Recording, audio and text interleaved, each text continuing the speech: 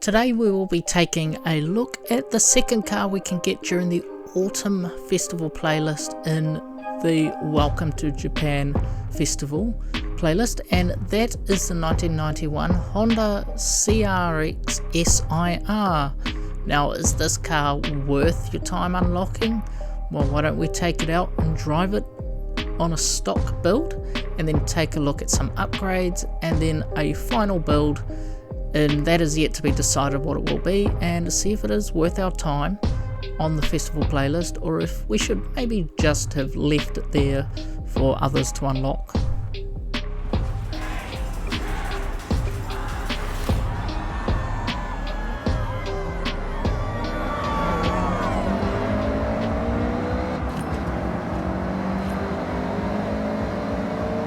This seems to be like a good little city car, so why not we take it on a circuit race in Tokyo itself.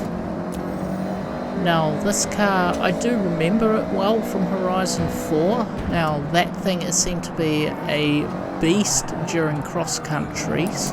It's a bit strange considering it was front wheel drive and light. So I'm kind of tempted to do an off-road build on this car.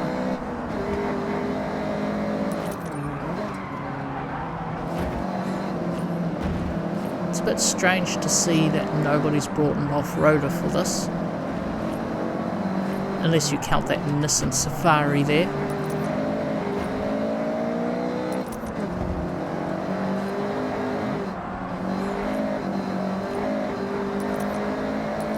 I can just cleanly pass these guys. Their first place should be mine. He got in the way on purpose.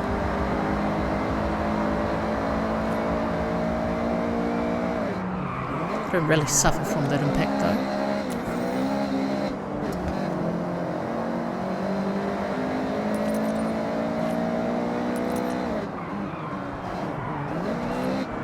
Yes, not a bad little car at all.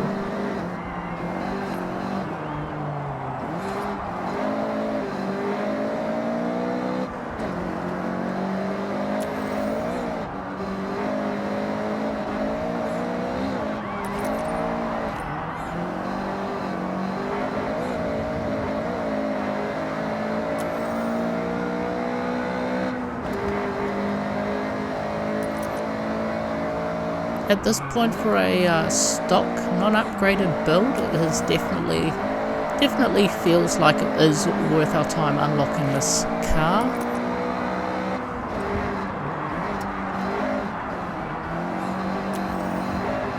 Very similar to that Skyline I did earlier, except doing a max race build on that was a little bit of a mistake. I feel like I should have probably built it for street racing instead of circuit racing. I guess we'll wait and see for this one. I don't want to spoil what I'm building for it yet.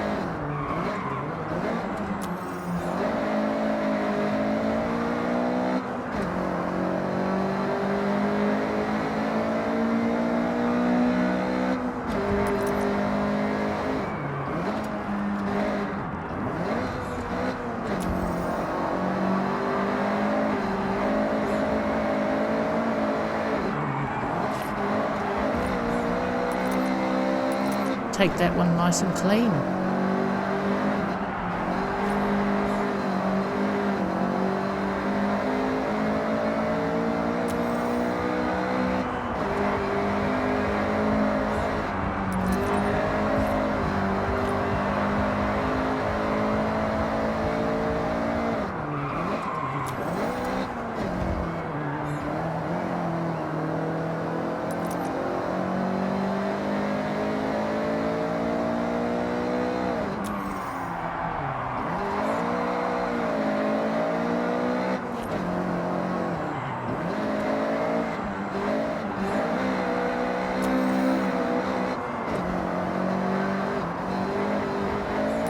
Alright, that's probably about enough of this stock test. Why don't we go over to the garage and see what we can actually put on this car, starting with the body kit options. Now we're back at the garage. Why don't we take a look at what we have here under, we'll start check wide body options. No, we don't, but we can put a turbo in here, and that's exactly what we're going to do. Put a single turbo on this Honda, because why not? Anyway, I did say aero and appearance. We'll take a look at that first. Front bumper. We have a Kaminari option available, and the Mungan one as well. Not really a fan of the Mungan one, as the license number plate holder is a little bit ugly there, and a West Wings. Now I actually quite like the West Wings one on here, so that's what we'll put on here. Rear wing options, what have we got here? A Kaminari as well, another Mungan Street rear wing, and West Wings.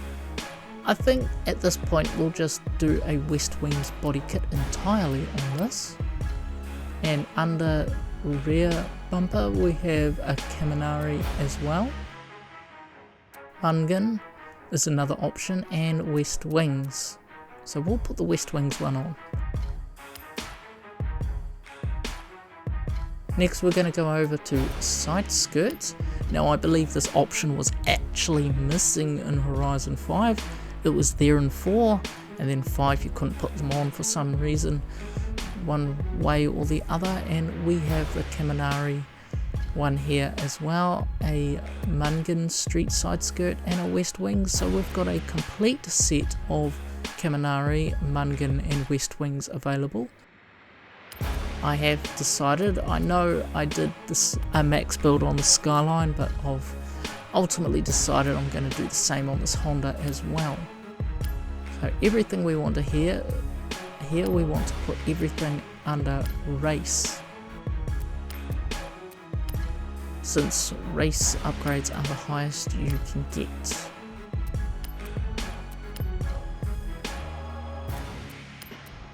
Exhaust, does it sound different? Here's the stock one. A puff of smoke out the back there. This workshop must actually be quite cold. Street, sport, and the final exhaust option, race. I would personally like it if you could actually put a dual exhaust on most of these vehicles, as I do think having a dual exhaust does look ultimately better than a single.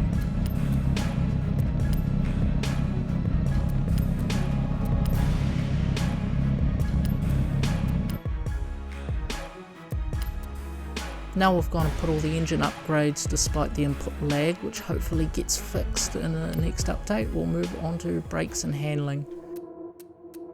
Suspension, what options here? We want the race suspension.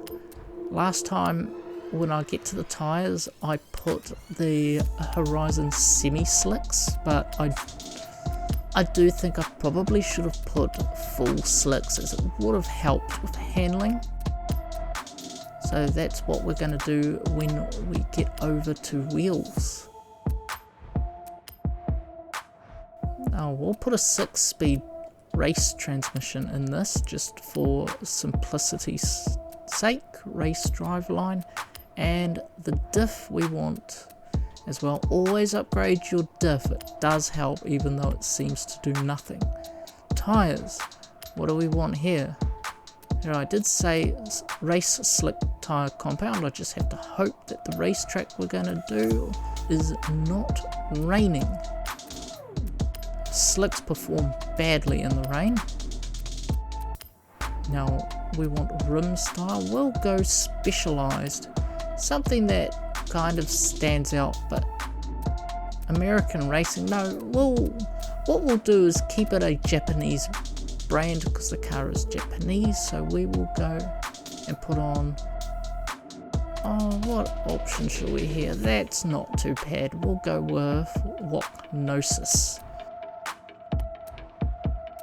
Rim size, we want them as big as possible. It's like the less sidewall on the tyre, the better it is for grip, as you don't get the tyre rolling underneath the rim.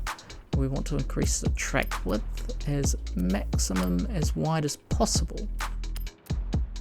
Now I do believe that's finished. Why don't we take it out and see how it works as a maximum upgrade car, and then we'll decide if it was worth my time unlocking this vehicle. We'll take this race around the port here. Oh, somebody's already banging into me back there. They must do that a lot in life.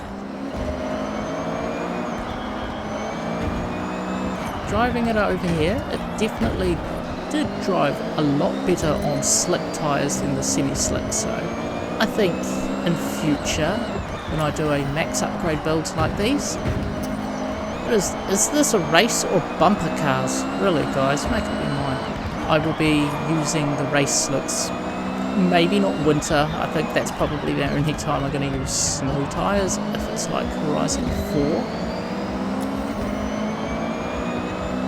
But I do think the roads in this one will definitely be not snow covered. It'll make it a lot easier for festival playlists. Anyways, I think I mentioned that this car does definitely handle a lot better than that Skyline.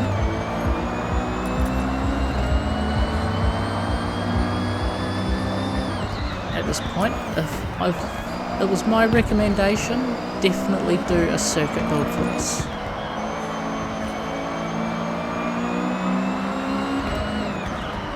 Let's see if I can pass Strathful here. It's in a Lamborghini. It's got the advantage.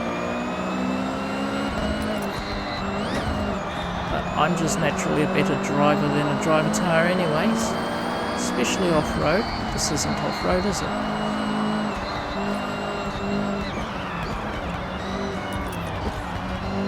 And just like that, these highly skilled driver tyres are no match.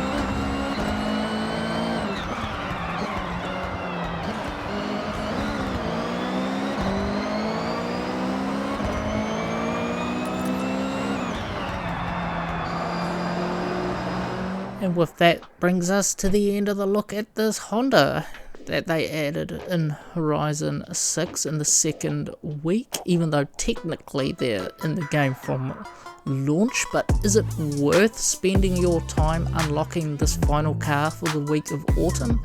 If you're looking at it as in gameplay and drivability, yes, it is definitely worth it if you're going to be building it for circuit racing. It also does have a decent, I'm not going to say decent, but it has a reasonably okay variety of body kit options as well.